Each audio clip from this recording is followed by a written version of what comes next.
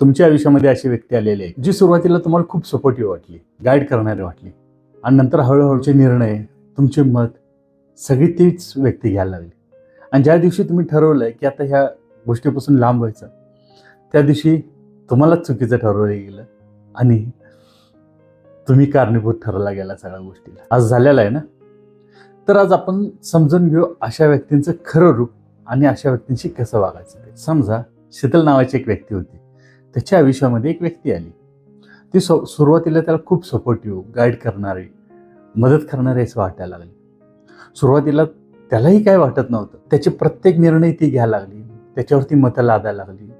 त्याला काय बोलायचं, कसं वागायचं, कसं राहायचं ह्याचेही निर्णय सगळे ती घ्यायला लागली. शीतलला सुरुवातीला वाटायला लागले की नाही, ही खूप सपोर्टिव्ह आहे, मी माझ्यातच बदल काहीतरी घडला पाहिजे किंवा मी कुठेतरी चुकते म्हणून ही करते आणि हे सगळं माझ्या चांगल्यासाठी होतं म्हणून तोही सगळ्या गोष्टी ऐकायला लागला. पण हळूहळू ते जास्तच व्हायला लागलं. आणि जेव्हा हे लक्षात यायला लागलं ना शीतलच्या की हे खूप जास्त होतं, तेव्हा त्यानं निर्णय घेतला की आता आपण कुठेतरी थांबलं पाहिजे. आणि त्याने एका गोष्टीमध्ये स्वतःचा निर्णय घेतला. आणि ज्या दिवशी त्यानं ते निर्णय घेतला ना, सगळं बदललं, सगळं चित्रच बदललं.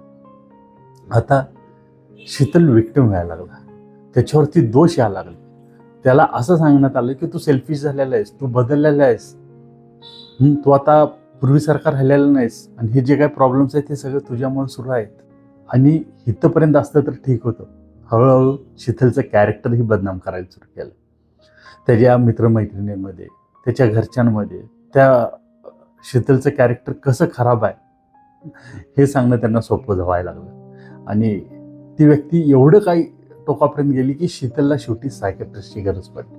तर हे का होतं माहिती आहे का? तर ह्या लोकांना तुमच्यावरती कंट्रोल हवा असतो. सुरुवातीला तुम्हाला ती काळजी वाटते, पण त्यांना ती काळजी नसते. लक्षात घ्या, कंट्रोल आणि काळजी म्हणजे कंट्रोल आणि केअरमध्ये फरक आहे. कंट्रोलला फक्त तुमच्यावरती ताबा हवा असतो आणि काळजी करणारी व्यक्ती तुमच्यावरती प्रेम करत असते म्हणून त्यांना तुमची ग्रोथ ही हवी. आता ही व्यक्ती असे वागण्यामागची कारणं काय असतात, तर त्यांना स्वतःला इन्सिक्युअर फील करत असतात. त्यांना स्वतःला आपण कुठेतरी असुरक्षित आहोत ह्याची भावना जाणवत असते. म्हणून त्यांनी काय करत असतात की कुणाच्या तर सपोर्टला घेऊन, कुणाला तर कंट्रोलमध्ये घेऊन सगळं आपल्याला जे करायचं आहे ते करायचा प्रयत्न करत असतात, कारण ते स्वतः अनसिक्युअर फील करत असतात फॅमिलीमध्ये, नात्यांमध्ये वगैरे. तिसरी गोष्ट, ह्या लोकांमध्ये इगो खूप असतो. त्यांचा इगो इतका असतो ना की त्यांना स्वतःची चूक कधीच कबूल करायची नसते आणि ती चूक कबूल करायला नको म्हणून त्यांनी एक अशी व्यक्ती हुडकलेली असते की ज्याला दोष लावायला ते मोकळे होत असतात. आणि कुठं जरी काय प्रॉब्लेम झाला तर त्यांचा इगो हर्ट होत नाही. त्यांना असं वाटतं की आता चला ह्याच्यावरती दोष द्यायचा आणि मोकळं व्हायचं, आणि ते त्या दुसऱ्या व्यक्तीवरती दोष देत असतात कारण त्यांचा इगो मोठा असतो. ही व्यक्ती ब्लेम गेम मध्ये एक्सपर्ट असते. ब्लेम गेम म्हणजे कसं की दोष लावण्यामध्ये तुम्ही जरा जरी त्यांच्याबरोबर वागण्यात चुकला किंवा त्यांच्या म्हणण्यासारखं वागला नाही तर ते लगेच ब्लेम गेम खेळायला सुरू करतात आणि त्यांनी तुम्हाला दोष द्यायला सुरू करतात. ते सगळा आरोप तुमच्यावरती यायला सुरू करतो. आणि सगळ्यात शेवटी हे लोक जे करतात ते तुमचं कॅरेक्टर असॅसिनेशन म्हणजेच काय, तर तुमची बदनामी करायला सुरू करतात. कारण ही लोक कशी असतात की ह्या लोकांना आपणच आपल्या जीवनाचा ऍक्सेस दिलेला असतो. ह्यांना माहिती असतं की आपण कसे आहोत, त्याच्यामुळे त्यांना खूप सोपं पडतं आपल्याविषयी चुकीच्या गोष्टी लोकांना सांगणं.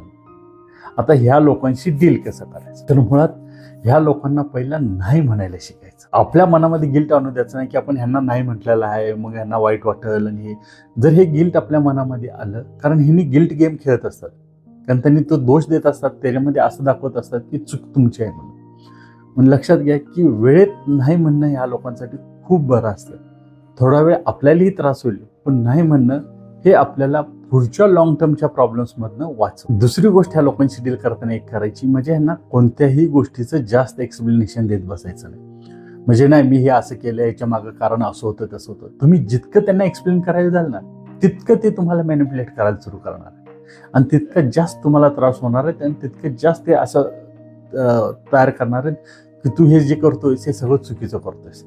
त्याच्यामुळे त्यांना जास्त एक्सप्लेन करायचं नाही, फक्त माहितीपुरतं काय सांगायचं असेल तेवढंच सांगायचं. तिसरी गोष्ट, ह्या लोकांपासून भावनिक अंतर ठेवायचं म्हणजे इमोशनल डिस्टन्स. ह्या लोकांशी जास्त इमोशनल अटॅच व्हायचं नाही किंवा ह्या लोकांना आपल्याशी जास्त इमोशनली अटॅच होऊ द्यायचं नाही, कारण तुम्ही जितकं त्यांच्याशी इमोशनल अटॅच व्हाल तितका त्रास तुम्हाला जास्त होणार. त्याच्यामुळे अशा लोकांना समजून घेण्यासाठी सगळ्यात महत्त्वाची गोष्ट म्हणजे इमोशनल डिस्टन्स ठेवणं गरजेचं आहे. चौथी गोष्ट महत्त्वाची आहे, ती सगळ्यात महत्त्वाची म्हणजे शांत राहणं. ज्या टायमाला ही लोकं तुमच्यावरती आरोप करतील किंवा ते दोष द्यायला लागतील, त्या टायमाला ह्यांच्याशी वाद घालत बसायचं नाही. तर जितकं शांत राहता येईल, शांत राहून ऐकून योग्य वेळेची वाट बघायची. आणि लक्षात घ्या, ही ज्या लोकांना सांगणार आहेत ना, जर ते खरंच तुमची लोकं असतील ना, तर ते त्या गोष्टीवरती विश्वास ठेवत नाहीत. आणि जे विश्वास ठेवतील ना, ते कधीच तुमचे नव्हते.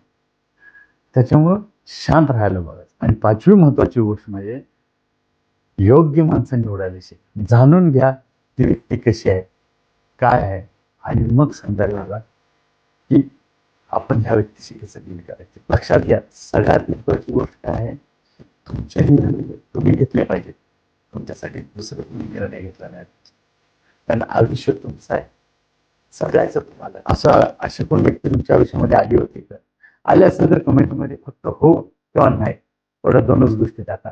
आणि असं अनेक सत्य कॅरेक्टर्स जे आपल्या आजूबाजूला जाणवत आहेत, आपल्या आजूबाजूला समाजामध्ये आहेत, त्यांच्याविषयी जाणून घ्यायचं असेल तर माझ्या यूट्यूब चॅनलला सबस्क्राईब करा, लाईक करा आणि शेअर करा. पुन्हा भेटू एक नवीन विषयी घेऊन पुढच्या शुक्रवारी. धन्यवाद.